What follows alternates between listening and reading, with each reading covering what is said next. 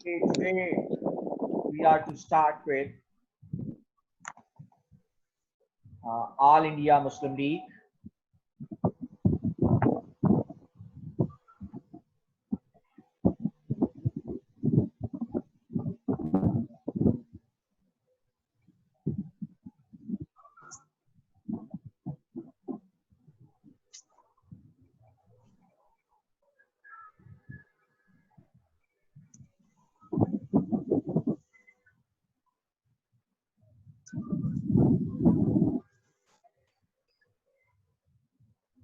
All India Muslim League. That's a historic achievement by the Muslims of subcontinent, and I must say, you people, that there were already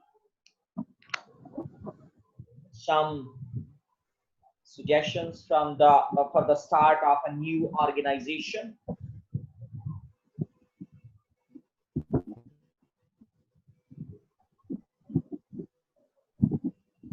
Syed Ahmad Khan साहब की ये advice थी मुसलमानों के लिए कि वो पॉलिटिक्स से अलहदा रहें, and they must be committed towards the Britishers as well as Western education. Throughout in his life, he was not intended to give a tough time to the Britishers. और अगर इस बात को अमलन समझने की कोशिश भी की जाए,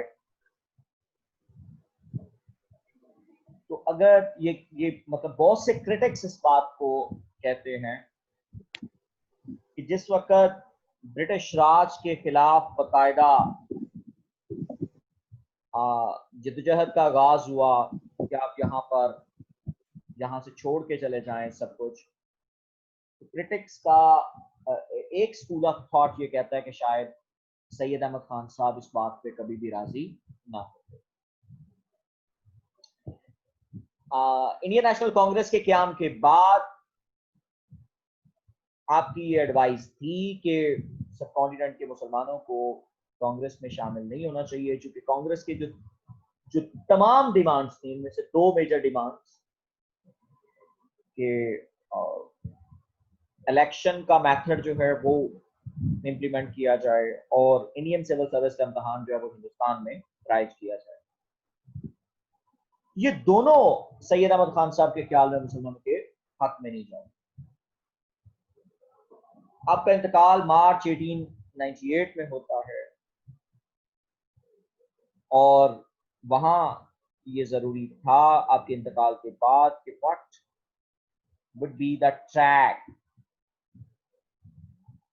for the Muslims of subcontinent. बाल गंगाधर तिलक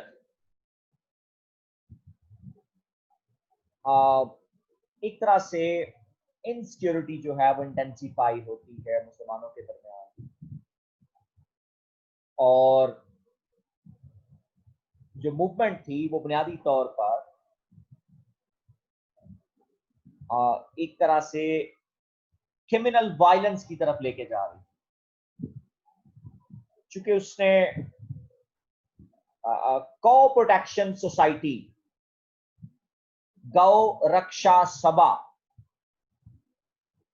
जो है वो बनाई, और जिसका अल्टीमेटली पर्पस यही था कि मुसलमानों को ज़बीहा गौ से मना किया जाए। इस हवाले से उसने कुछ आर्टिकल्स भी लिखे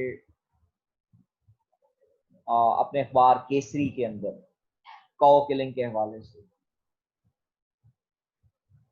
और यही बात फिर कही भी जाती है। नो डाउट ये सैयद अहमद खान साहब की लाइफ में ये सब कुछ हो रहा था, और यही एक हद तक माना भी जाता है कि कांग्रेस जो है वो अपनी पॉलिसीज में फैनेटिक नजर आती है, with the rise of, you can say, 20th century. तो हिंदू मुस्लिम जो कॉन्फ्लिक्ट था ये सामने आया।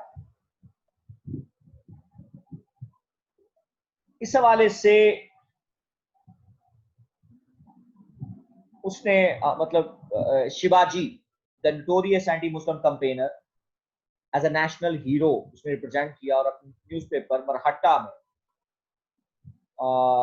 उसने लिखा, living nations remember their heroes so as to get light from them. Stage पर without a political party the Muslims cringed helplessly during the upsurge of Hindu agitation। बहरहाल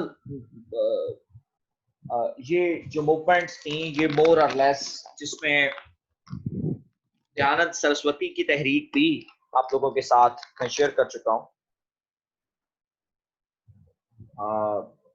कि, और फिर स्वामी श्रद्धानंद ने उसमें शुद्धि तहरीक का जिस तरह से इजाफा किया, आर्या समाज से शुद्धि तहरीक जो है वो किस तरह से मोटिवेट होती। तिलक की कंट्रोवर्शियल स्टेटमेंट्स के साथ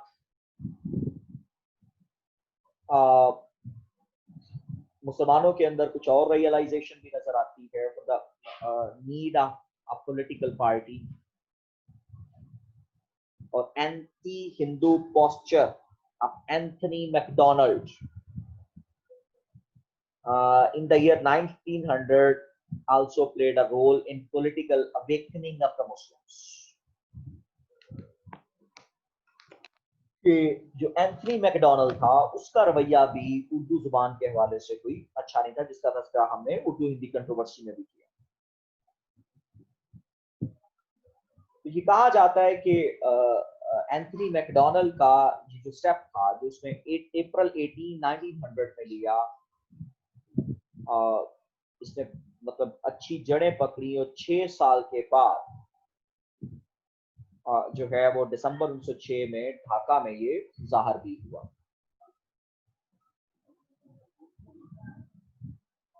मुसलमानों के जो अखबारात और जर्नल थे वो डिमांड उस वक्त कर रहे थे कि मुसलमानों के पास एक अपनी पॉलिटिकल पार्टी होनी चाहिए, और नो डाउट ये सिमला डेपुटेशन के साथ उसी साल ही एक बहुत बड़ी डेवलपमेंट होती है। यानी कि आप अंदाजा कर सकते हैं कि सिमला डेपुटेशन जो है वो मोर और लेस अक्टूबर में उनकी मुलाकात होती है, और ये अप्रोक्सीमेटली 3 महीने के बाद ये एक अपनी सियासी जमात बनाने में जो मुस्लिम अलीट थी वो कामयाब होती है। ये थोड़ा सा यहाँ भी मतलब जो है वो मुझे एक कॉन्सेप्ट जो है वो क्लियर करने की आपकी जरूरत है कि Muslim League was the party of elites and elite Muslims, whereas Congress की जो सारी की सारी पॉलिसीज थी या कांग्रेस जो स्टैंड करती थी, it was standing on middle class Hindus, ये मतलब उनके ऊपर स्टैंड कर रही थी। नो डाउट लोअर क्लास को उस तरह से मतलब नहीं था, लेकिन ये दोनों में एक बड़ा फर्क हमें मतलब जो वो समझने की भी जरूरत होगी कि मुसलमानों की जो सारी पॉलिटिक्स थी that was you can say revolving around the elite class। उसमें मतलब नवाब थे और बड़े लोग जो थे वो उसमें शामिल थे, जो जिनको आप क्रेडिबल पीपल जो है वो आप कहते हैं किसी भी माशरे।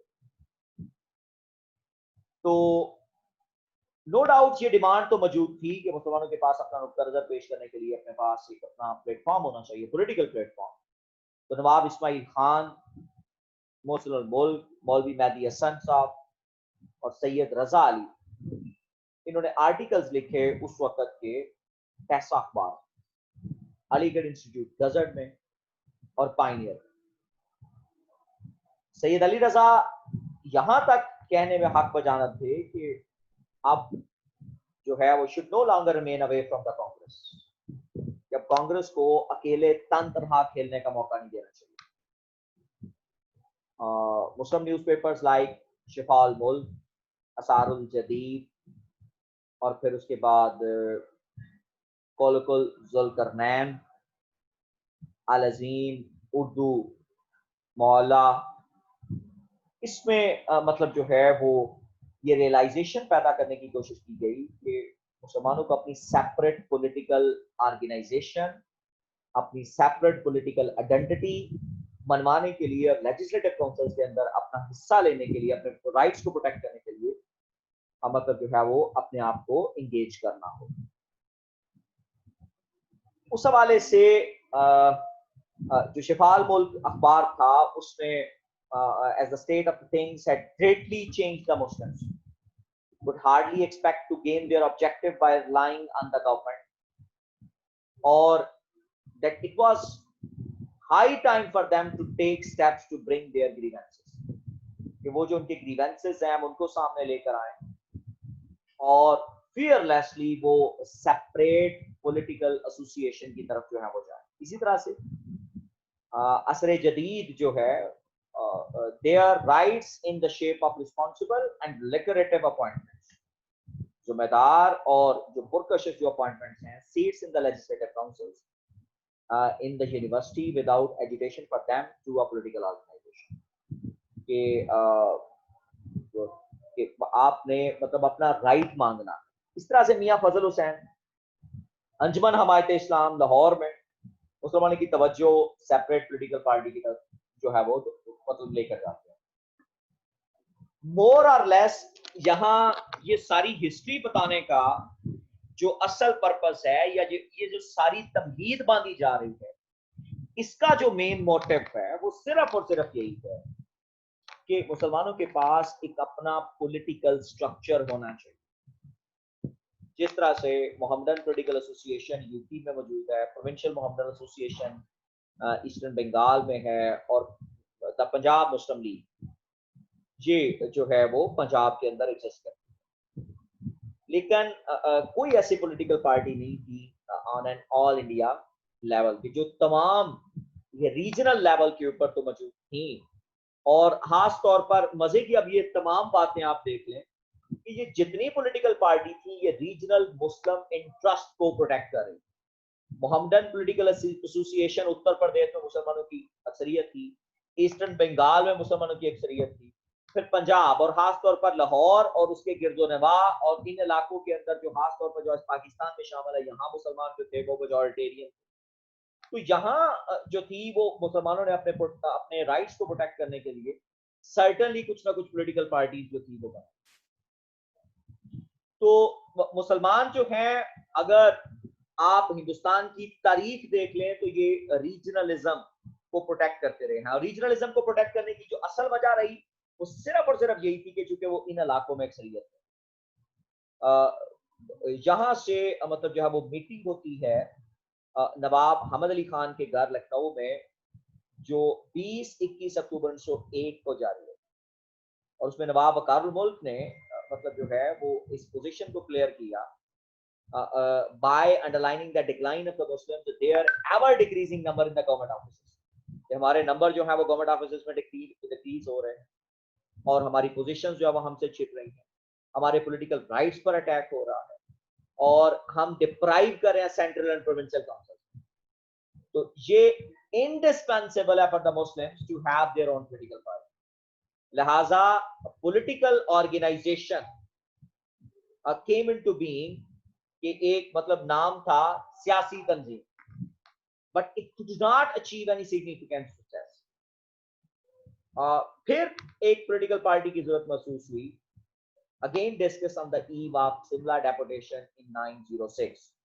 जब 1906 में ये लोग शिमला डेपुटेशन के लिए मतलब वायसराय को मिलते हैं, उस वक्त फिर हुआ कि जनाब हम वायसराय को मिलने जा रहे हैं तो जनाब हमारी कोई सियासी शनाख्त होनी चाहिए।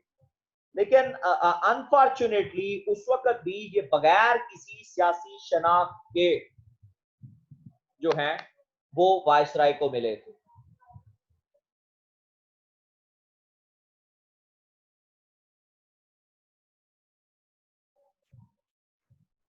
तो इसी बात को बुनियाद बनाकर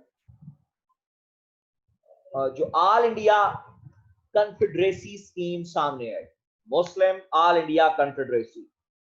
11 नवंबर 1906 को नवाब सलीमुल्लाह खान मतलब जो है वो प्रेस के सामने जाते हैं और अपनी स्कीम मुस्लिम ऑल इंडिया कन्फेडरेसी की बात करते हैं।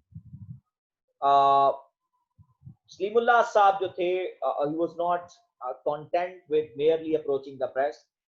आपने न सिर्फ मतलब जब वो प्रेस में गए बल्कि अपनी स्कीम को वेरियस एसोसिएशंस और इंडिविजुअल्स तक सर्कुलेट भी किया। इस प्रपोजल में आपने बहुत ज्यादा एम्फसाइज किया on the need for establishment of separate political party.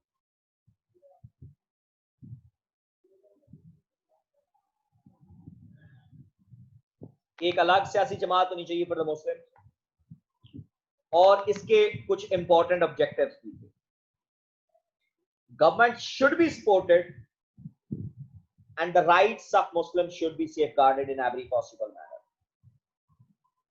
अब यहां थोड़ा सा आपको फर्क नजर आ रहा कि कांग्रेस अब बकायदा कन्फ्रंटेशन की तरफ जा रही है, जबकि मुसलमान जो हैं वो मतलब जो अपनी सेपरेट पॉलिटिकल पार्टी के हवाले से वो बात कर रहे हैं कि मुसलमानों को हर सूरत में गवर्नमेंट को सपोर्ट करना होगा। ये पॉलिसी अलीगढ़ियन की है, चूंकि अक्सरियती जो मुसलमान थे वी नो वेरी वेल, वो अलीगढ़ से मतलब जो थे वो पढ़े हुए थे।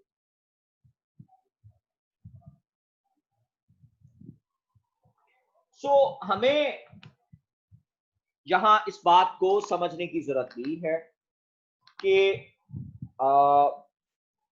the government should be supported and the rights of the Muslims should be safeguarded in every possible manner। दूसरे नंबर पर जो बात उन्होंने की, that was growing influence of the Congress should be checked। और असल में डर ये था कि मुसलमान जो थे वो धड़ाधड़ कांग्रेस में शामिल हो रहे थे, चूंकि वाहिद सियासी प्लेटफॉर्म था और कांग्रेस उस वक्त एक हद तक मतलब अपोजिशन का किरदार मतलब जो है वो आप कह सकते हैं कि वो करने की पोजीशन में आ चुकी। अब अगर इस सारी सिचुएशन को देखा जाए तो अगर बीइंग अ पॉलिटिकल एनालिस्ट अगर हम लोग इसको देखें, being a student of political science अगर हम बात करें तो हम मुस्लिम लीग को रिएक्शनरी पार्टी के तौर पर जो है वो देखें, क्योंकि जो कांग्रेस के अंदर धड़ाधड़ ज्वाइन हो रहे थे मुसलमान, that was the greatest fear कि वो एलीट जो अपने राइट्स को प्रोटेक्ट करना चाहती थी हिंदुस्तान के अंदर, या जो समझते थे कि हमें मुसलमानों के राइट्स को प्रोटेक्ट करना है। सारी सी बात है कि जब आप राइट्स के प्रोटेक्ट करने की बात कर रहे हो तो अल्टीमेटली आपको अक्सरियत का नाम लेना पड़ेगा। अगर आप अक्सरियत का नाम नहीं लेते तो आप राइट्स प्रोटेक्ट कर ही नहीं सकते। तो असल नाम मुसलमानों का था, और इस स्कीम ने also aimed at to enable our young men of education कि जो एक ऑर्गेनाइजेशन चाहते हैं to not find scope to exercise their fitness and ability for public life। अब ये प्रपोजल नवाब सलीमुल्लाह खान की इसको अपोज किया हिंदुओं ने, और उन्होंने मतलब नो डाउट डे वन से वो एक बात कर रहे थे कि that Indian National Congress basically representing the whole of Indian people, और कांग्रेस की पॉलिसी यही रही कि हम एक कौम है जहां कोई हिंदू मुसलमान नहीं है, rather we are a nation, और हमें एक नेशन कंसिडर किया जाए। बंगाली जो कलकत्ता से शाया होता था कि मुसलमान would not join the new scheme, इसमें मुस्लिम ऑल इंडिया कन्फेडरेसी को रिडिक्यूल किया और कहा कि it reminds us of Maratha confederacy of the old and Khalsa confederacy of more recent time. ये हमें सिखों की खालसा कन्फेडरेसी नजर आ रही है और मराठा कन्फेडरेसी जो मराठों की है वो हमें नजर आ रही है।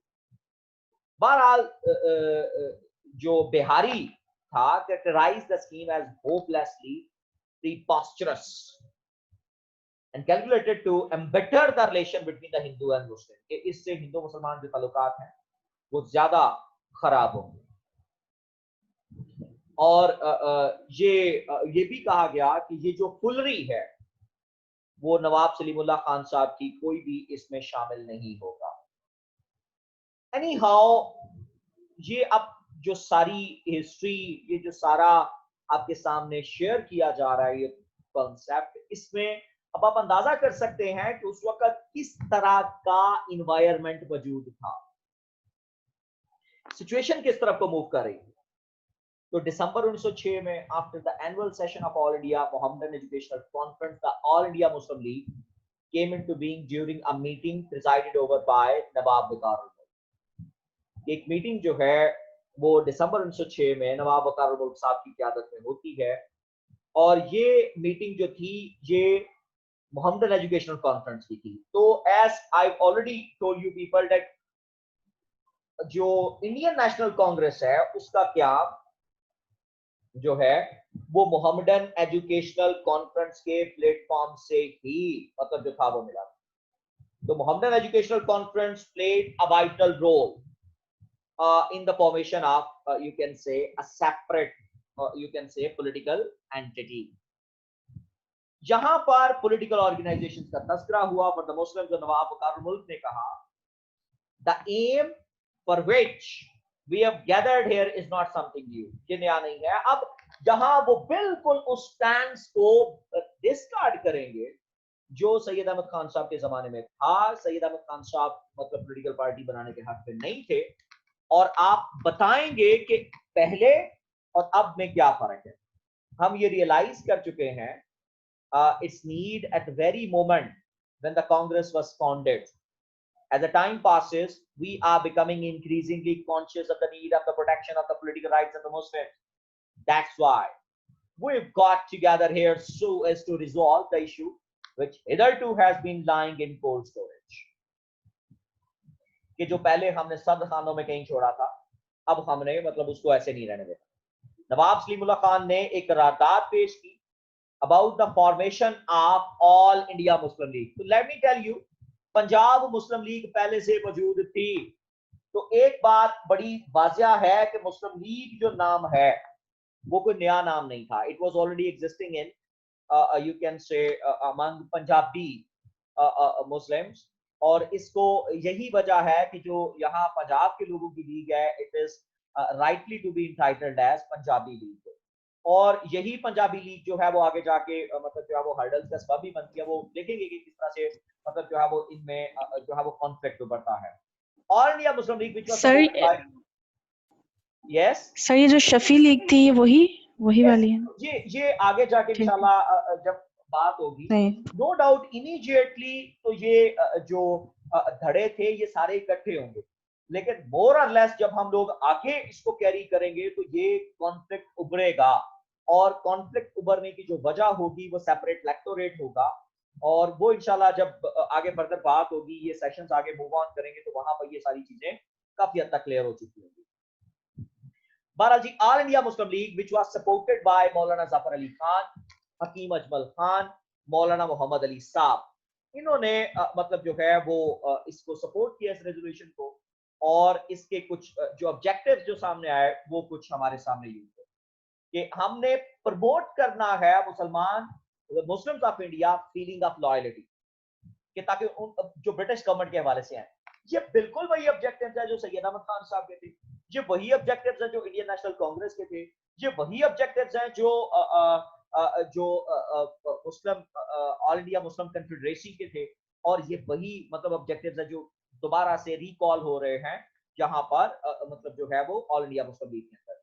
और जो कोई मिसकंसेप्शन है गवर्नमेंट और मतलब जो है वो हमारे हवाले से, to remove any misconception that may arise as to intentions of government with regard to any matter, कि किसी भी इक़दामात के हवाले से जो मिसकंसेप्शन है वो हमने रिमूव कर, to protect and advance the political rights and interests of the मुसलमानाने of India and respectfully represent their needs and aspiration to the government, कि हमने अब अपने मुतालबात जो है वो पेश करते हैं।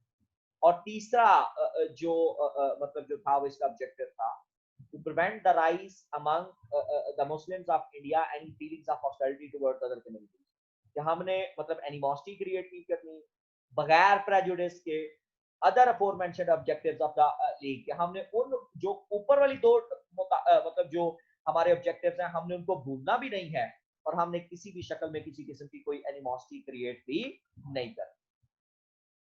तो यहाँ पर very interestingly comparison would not be out of place. Congress was the creation of those Hindus who largely belonged to three presidency towns of Madras, Calcutta and Mumbai. और वो इंग्लिश स्पीकिंग मैन थे, upper caste के, इसमें मतलब कोई इनकार नहीं है कि दे वर इंग्लिश स्पीकिंग पीपल. अब अगर in the making of the All India Muslim League, those who got together belong to the Urdu speaking background. ये एक जो है वो हम लोग ये ऑब्जर्व कर सकते हैं कि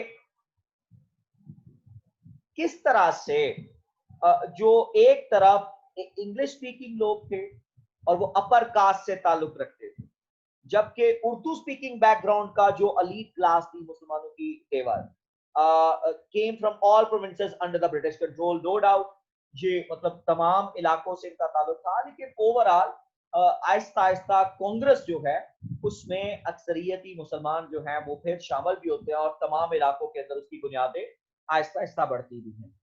अब एक और interesting point, organization of the All India Muslim league.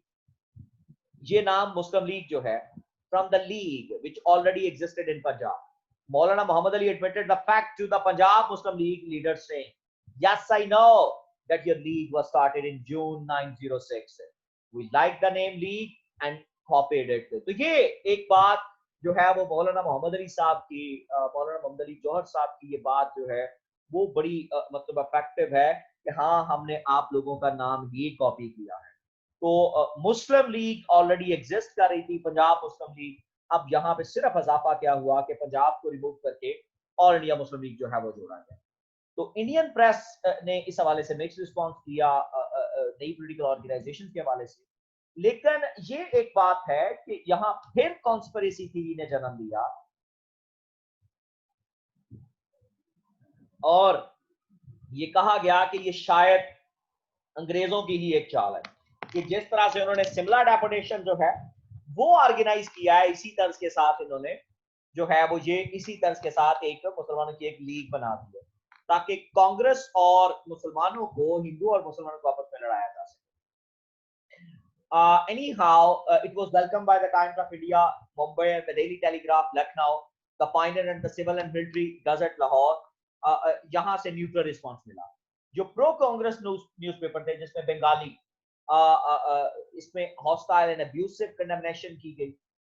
New development, the Bengali on January 8, 1907 deplored the league and its founders and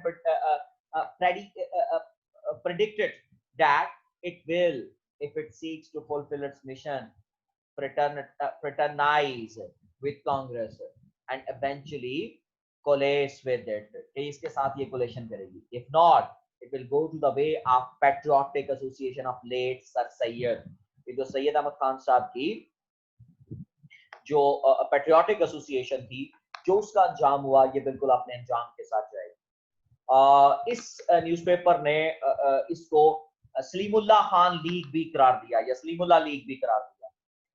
इसमें इंटरेस्टिंग ये बात है कि जो political party which was to split India and create the world's largest Muslim state went unnoticed in Britain. कि British newspaper ने उस तरह से इसको मतलब रिस्पॉन्ड नहीं किया बरतानिया के. According to the Spectator, the objectives of the league were excellent, but we confessed that we do not like this feeling. We do not like this feeling among Muslims that they must organize in a camp by themselves. कि ये अल्फाज Spectator के थे कि हम इस बात को पसंद नहीं करते कि मुसलमान जो हैं वो अपने आप को ऑर्गेनाइज करें.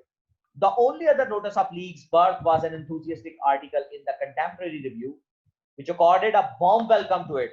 और जहां पर दुनिया में मतलब खुद जमहूरियत मौजूद हो तो वो इस तरह से इसको डिस्कार्ड करेंगे. It declared that the Indian Muslims had forsaken the shades of retirement for the political arena. कि अब वो political arena के अंदर अपना जो सिलसिला है वो खत्म कर चुके हैं. Henceforth, a new factor in Indian politics had to be reckoned with. We find no mention of this new party in the official as well as private correspondence between Lord Minto and John Morton.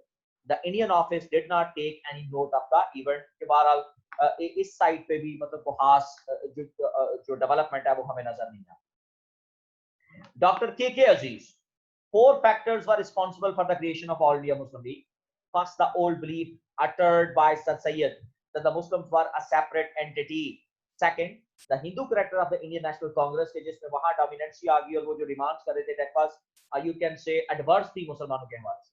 We did not allow the Muslims to associate themselves with other Indians. Thirdly, the agitation against the partition of Bengal. ये बहुत important factor है All India Muslim League की formation के अंदर. The Muslims and Hindu designs of domination over the whole of India. And finally, the Muslim desire to have their own exclusive electorate for representative institution.